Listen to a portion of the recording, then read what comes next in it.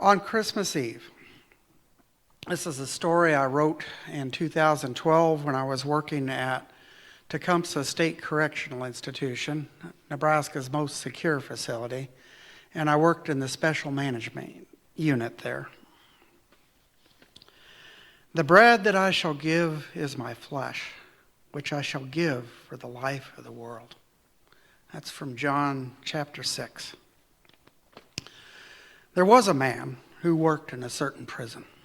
This prison had in its innermost cell area special cells where prisoners who were to be the most securely held were kept.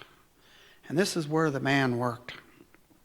The man had neither special qualification to work in this area, nor was he remanded to work here because of some failing. It just happened to be the place where the man worked. The innermost part of this prison held some of the strongest and the weakest prisoners. They were kept in cells by themselves apart so that they could not hurt themselves, other prisoners, or the people that worked in the prison. Some of the prisoners had been placed in these cells because they had caused trouble in other parts of the prison or had themselves been victimized. Others were here because of the crimes that they had been sent to prison for. They were particularly violent. And still others were here because their behavior was like that of madmen. They often threw themselves down and hurt themselves. Many of these last prisoners had been in the special cells for years upon years, and they had lost all resemblance or connection to other people. This was a newer prison, and the facility had a fresh veneer to it, even if the dull hardness of prison still showed through. The cells in this part of the prison were small, 8 feet wide and 10 feet long. And there was a gray sliding door for each cell, controlled from a remote location. And on the door was a small hatch, unlocked with a key, through which things were passed in and out of the cell. There was one narrow window on the cell door looking out into the corridor, and another on the back wall of each cell which looked out onto the prison grounds.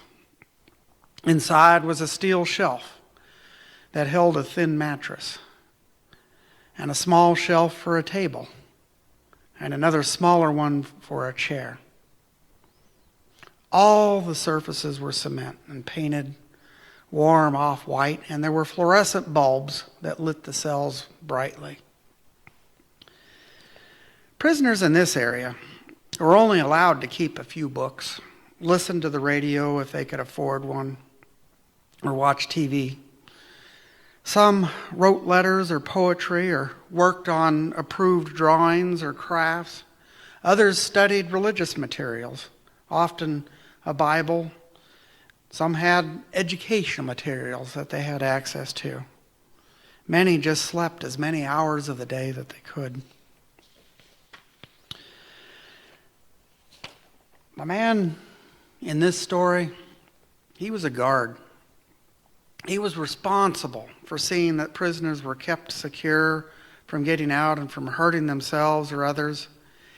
He fed them the meals that the prison provided and picked up and passed out such mail there was and brought them bedding and clothing needed by the prisoners as it was available to exchange. He would answer questions if he could and carried requests from them to other officials. The man was honest. He didn't deprive the prisoners of anything that they should have, and he didn't give them anything that the prison officials determined that they shouldn't have. He did try to spend as much time as he could on the gallery, at the cell doors, listening to the concerns of the prisoners. The work wasn't hard, but there were many days that the man was troubled. Sometimes he saw unfairness and did not know what to do about it. Other times, there was nothing he could do for them because of insufficient supplies, regulations, or his own lack of knowledge. Being troubled, the man felt sad and weary, as if he didn't want to be there. He often went home after work feeling worn out. The man would have liked to have talked to someone who might understand, but it didn't seem there was anybody that understood. The man's wife was a good woman. She looked out for needy families herself.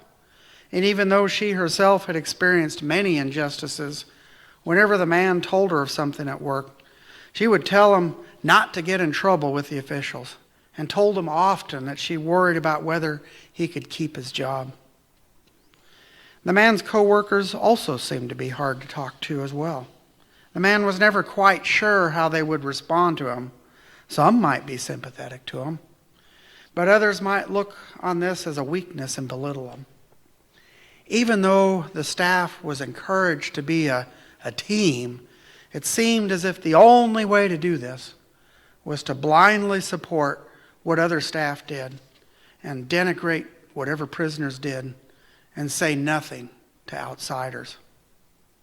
The man in this story hoped that he might find an understanding friend or professional, but being new to the area, he knew almost no one, and past friends had moved on with their lives. The minister of his church understood very little of what the man was saying, and instead tried to turn the conversation to ways that the church could be establishing a ministry. The man didn't know how he might approach a professional counselor or what he might even say. For all this, he was proud of his work and the way that he did his job. So he shared very little of it, his thoughts and concerns, with anybody. Now, the night before Christmas Eve in this story, the man had a dream during his sleep. He dreamed that this was the day of Christmas Eve. He dreamed that he was at work, and when it was time to go home, though there was not enough night workers coming in, so the man volunteered to stay. By staying, the man could earn extra pay, catch up on some work that he didn't have time for during the day, and stop and listen and talk with prisoners without the background din that happened during the day. In his dream, the time approached 12 o'clock midnight, the beginning of Christmas Day. The man smiled in his dream as he thought of the joy that would unfold and the wonder that prisoners would have if he could see a Christmas Day in the old forgotten style, with singing of carols and the passing out of the small gifts from friends and families of the prisoners. The man dreamed of a long ago time when Christmas was actually celebrated in the prison. Christmas might have begun with the guards and the prison officials suddenly entering the corridors at the break of the day, singing, "Hark the herald angels sing, glory to the newborn King." They would fan out across to the cells and hang small gifts on each of the cell doors. During the singing, other officials would enter and set up the tables in the day room, loading them up with hot pastries, sweetmeats, fruits, roast wild game, and gravies. Steaming samovars of sweet tea and kettles with rich soup would be set up. Breads, cakes, and candies of every variety and color would be heaped up. At a signal from the head jailer, the doors would be opened, and for a time, all the prisoners and the guards would share together the gladness of the beginning of Christmas Day. The man panicked because as he dreamed, he suddenly realized that he had no gifts to give. And even worse, what could he afford to give, for there's so many prisoners? And even worse, he knew that the giving of anything, unless done through the officials and by the regulations of the prison, was forbidden. As innocent as his gifts could be, giving anything could cost him his job. And the man had been out of work for a very long time before the prison hired him. It was in this confusing state that the man woke up, and although many times the man did not remember his dreams, this one he remembered. And even more, he knew that he would not forget the dream, and that the dream was important, and that some action was required. In this confusing state, the man entered into the day of Christmas Eve, and he did not tell his wife of the dream. That would be no good. The man's family was coming home, and some of them were there already. And so throughout this morning before he went into work, they were sharing with the children and the grandchildren, taking a late breakfast, sitting together, sharing hot mugs of sweet tea. There was laughing and sharing of the weeks and the months that they were apart, catching up on the familiar comforts and the games that they enjoyed together, while all the while children and dogs and cats were underfoot. And so the man went to work. And through the rest of his workday and into the evening, the man felt sure that he would be called to stay over. And so it was. The night shift arrived, solid and kindly individuals who had been at this work a long time. The day shift excitedly put on their coats and left in a rush, eager to begin the holiday. As was required by the officials, the man walked the corridors regularly, looked into the cells to see if everything as was it should be. Some cells showed the prisoners asleep, and others might show a prisoner writing a letter or working on a craft. Some would be at their prayers or reading from the Bible. If they looked up at him, he would wave and greet them. There was a cell at the distant end of one corridor that the man stopped at this night on his last round before midnight. A trustee, which is a prisoner who cleans the assigned floors and showers, lived in this cell, and he was awake in the hour before Christmas. The man and the trustee had talked regularly over time, sharing the situations of the corridor and its residents. The trustee, he was a good man, and he believed that good would come from good. And so he worked diligently, and he encouraged other prisoners as he could. There wasn't much to say, and they wished each other well. And as the man turned to walk back up the corridor, the trustee jokingly asked if he would come back at the stroke of midnight to shout down this corridor that it was Christmas Day. The man laughed, and with a dream very much in his mind, he replied, "No, I'm going to be coming back singing Christmas carols." Both of them laughed as the man walked up the corridor towards its entrance door. But the man pondered this conversation as he walked. And then he heard a small, soft voice. He stopped, and he cocked his ear to listen carefully.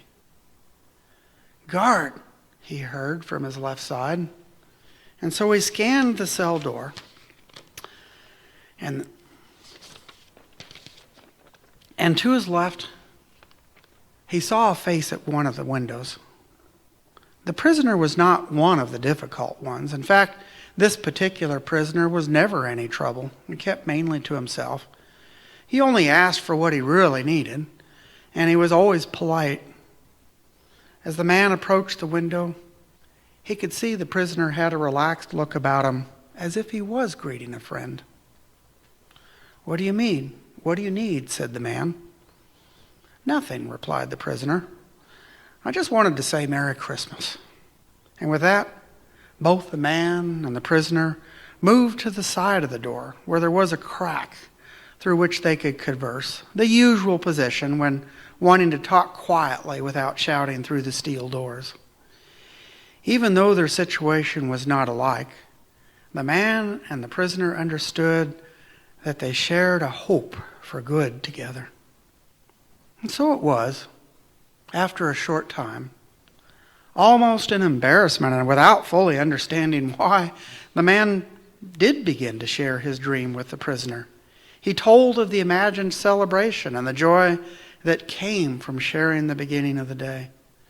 Both the man and the prisoner chuckled as they considered the vision of prisoners and guards together in the corridor, so different from the reality. The man then related first his dream wish to provide gifts, and then his real wish that there was something that he could bring, some gift of meaning that he could give. And then the man fell silent. And in the silence, the prisoner spoke most deliberately and encouragingly. "Just bring yourself. "Bring myself," said the man. "Be yourself," said the prisoner. "You are the gift you bring. Just bring yourself." And the man understood. And he thanked the prisoner, and he walked away thinking deeply upon this gift that he had just been given. He saw clearly for that moment, without the pretenses of the place and the worries of the day. He understood that the gift each one is given is good. And that the hope of God is that each one's good would be given to one another freely. It is enough. He knew it. It is gift enough. Thank you.